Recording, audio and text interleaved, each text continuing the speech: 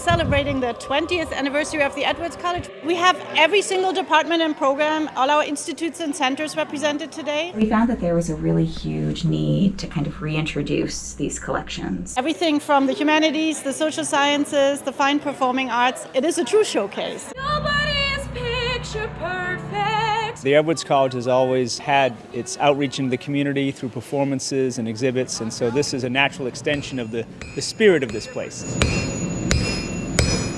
I think it shows pretty much everything we have to offer. So we have a little bit of music, a little bit of dance, TED Talks, like everything that Humanities stands for in Edwards College. I feel like it's very creative, and it just kind of shows like how creative the students and professors are. I can feel her waiting just beyond the... We have over 40 different events, and that just shows the diversity of programs and the diversity of everything we do in this college. It's amazing. I think an event like this really shows off the range of possibilities for this college. I was a professor of English here, and then I was a dean for a while, and it's so nice to see how far it's come and all the great things going on.